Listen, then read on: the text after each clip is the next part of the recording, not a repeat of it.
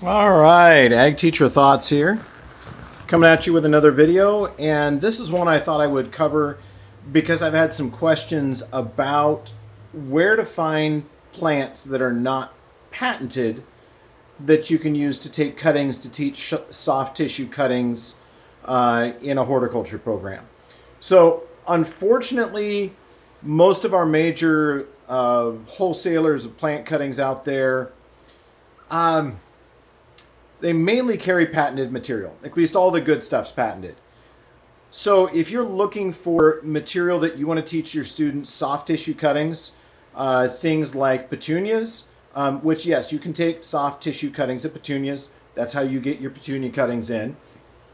You're going to have to start with something like growing them from seed. So pardon the purple lights here. This is my grow table. Here's one example here, and this is from Ferry Morris. This is a dwarf, just a dwarf petunia mix. Now, one of the things that I should have looked for a little closer when I bought this seed, I was just plain and simple. I was simply happy to find seed available for us to be able to raise to teach soft tissue cuttings. Because even though these are here, this is all patented material and it's hands off. Can't take cuttings of that. So I found some petunias at a local farm store and purchased the seed. And then after I got it home, it's when I had that moment where I got it back to the high school shop, put it in the hands of my students and say, let's go seed a tray. And they opened the container and they said, Mr. Ross, how do we pick this up? And I looked at it and then I remembered. Petunia seed is small. It's really small. So I've got some examples here for you. Oh, sorry about the wildness there. So this is a caliper, and if you're looking at that right now,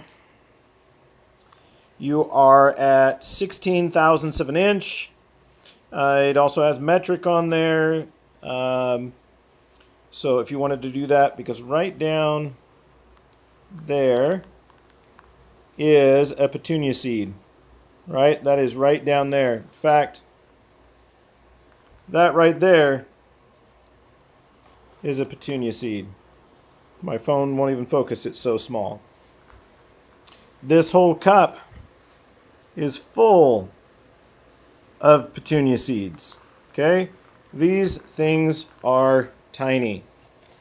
Okay, let's get some of them out here. It's poured out of the cup. Okay. There is my fingernail for scale. So these are a really small seed, about 16 thousandths of an inch. Okay, so when you get seeds like that, how in the world are you going to pick those up and plant them? Well, one thing is you can use a cup like this, put them in there, and then you simply put it at an angle and you tap it gently. See if I can see the seeds coming out. Okay, and they start come out and you just put a couple seeds in each one. You can do it that way. Or the other thing is if you think ahead, here is some amaranth, and these seeds have been pelletized. Okay, so let's get one of these seeds right back up here. Drop that petunia seed. There we go. And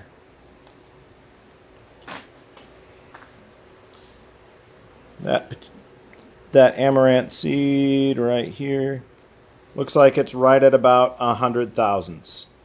Okay, so it's a tenth of an inch. Much easier to pick that up at a tenth of an inch than it is going to be to pick this up over here at 16 thousandths of an inch. Okay, so when you're selecting your seed, if you're going to be having, or if you're going to have students plant them, definitely go with this. If not, I'm going to show you kind of how to work with what you got. The other thing is when you're working with a seed that's this fine, overhead watering is not going to work. Okay, so overhead watering is going to be a bit of an issue.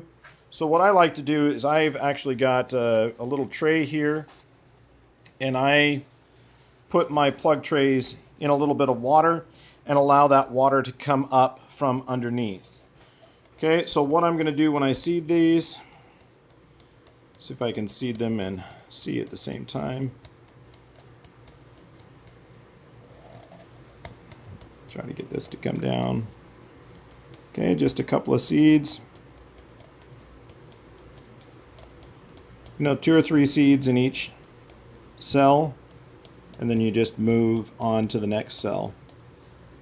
Okay, so this is how you would go about seeding petunias in a tray if you make that mistake and you don't get your pelletized seed. Okay, just gentle taps. Don't worry about tweezers or anything like that. You're just going to go in and seed it like this. Now, your commercial companies that are raising things by seed, they're going to get pelletized seed, and there is something called a vacuum seeder, which I do have one from our family's grow operation. But it's not here right now because I don't need that yet. So that was a full roll of seed done. Next year, when we are in the big greenhouse, when our 3,000 square foot house, we will use the vacuum seeder. And the way that works is there's various trays that have different counts, and those trays or forms have little tiny holes drilled in them. There's different size holes for different seeds, and you select the size hole that fits your seed. You dump your seed onto the tray, shake it around. The seed will stick while the vacuum is on. You go in with a little needle and you knock off all the doubles. Leave it on, flip it over, and when you turn off the vacuum, it then drops the seeds down into the tray. It's kind of one of those systems you kind of have to see to understand. But that would be a way to seed things rather quickly rather than doing them by hand. Excuse me. So one of the problems with seeding by hand, especially when you're working in an educational environment, is sometimes things don't quite go to plan. This is one of our seed trays with marigolds. That is absolutely horrible germination, and that kind of happened due to technique, really. But hey, we're a learning greenhouse, so I'm not too upset about it. It was just marigolds. We do have a few other things we seeded. I think I'll shoot another video to show you what geranium seed actually looks like and kind of how it acts. But these down here are geranium seedlings. So we did have a few of those come up. This was harvested seed. So this is stuff that I collected.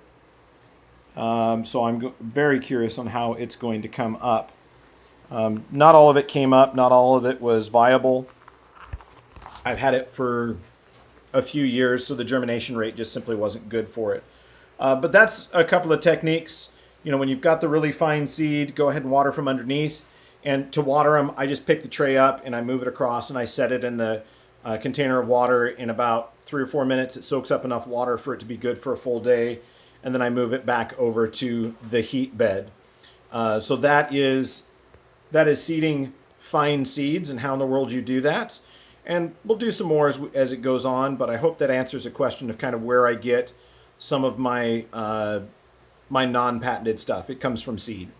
There are a few things that you can reach out to some of the major retailers to get, or wholesalers, but a lot of it is going to be patented or propagation restricted.